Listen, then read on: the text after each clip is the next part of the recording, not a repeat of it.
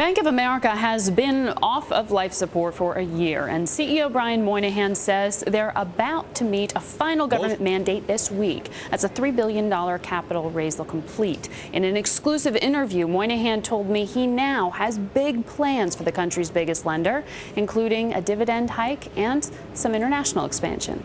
We've already paid the $45 billion back. What we agreed to as part of that last year was that we would do additional sales of businesses to get us to $3 billion, and we substantially completed that, or we'd have to issue some equity, which we said we'd issue to employees as part of the compensation process. We're very close to it, and we're finalizing to speak. But this isn't paying off. We've already paid back TARP over 12 months. The $3 billion raise, yeah. I should say. So you don't expect to have to do that. When you wrap up what has been an interesting year and look towards 2011, I mean, do you expect, as you move Bank of America forward, that you will continue to look at selling non-core assets, non-core businesses? Just be they get smaller from here. Well, those are two different questions in some respects, but what we've been selling is assets which weren't related to the customer franchise we run. So we have three groups of customers: people like you and me, companies, largest to the smallest, in the United States and around the world. And then we have trading capital markets business that you see out on the floor in front of you. What we have today is a franchise that we want going forward. And so there'll always be minor things we change underneath it, but from what you see publicly, the Bank of America, Merrill Lynch, U.S. Trust, the Bank of America, Merrill Lynch, from the smallest business to the largest business, that is our franchise, and we're driving. So you're comfortable with the size of the operation now? Sounds like you're done for the immediate future. The balance sheet will shift in size just because demands of customers and stuff to use it. But our balance sheet won't grow, but it's not because we're not growing the business. It's because we still have core, non-core loan portfolios from, say, when we bought Countrywide, that were running down from $30 billion to zero. When we when we bought some of even some of the credit card portfolios are not core to what we're doing going forward. So there'll be plenty of room for us to grow a company without growing our balance sheet, and that's what makes us confident about the capital levels we have, and we have the capital to run the business. So up until the time we're speaking now, share price is down more than 20%. Today you did say that you were looking at possibly increasing the dividend. We did just have some compromise reached in Washington as to taxes.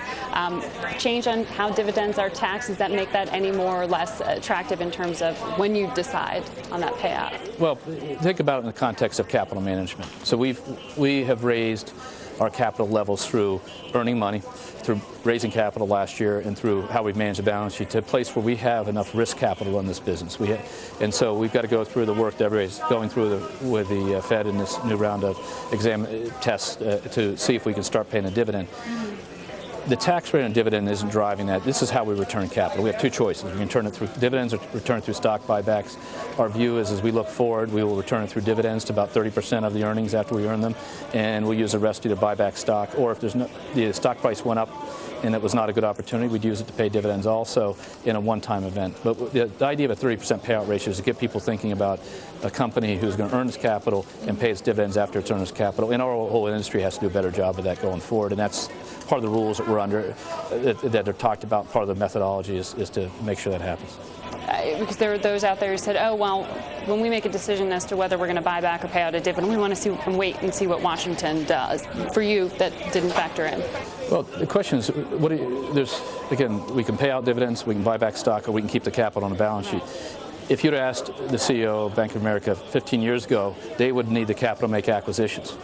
We don't need the capital to make acquisitions. We can't make any acquisitions. We don't need any acquisitions because we have all the products we want. So we have lost one of the reasons to have capital. Our balance sheet doesn't need to grow to support our business for the next 5 or 6 years. So now it is about, I've got two choices with the capital. There's three choices: pay dividends, buy back stock, or leave it sitting on a balance sheet, which it's there for investors too, because it's reflected in our tangible book value per share. And during this year, we've grown our tangible book value per share from every single quarter in succession, and we'll continue to do that.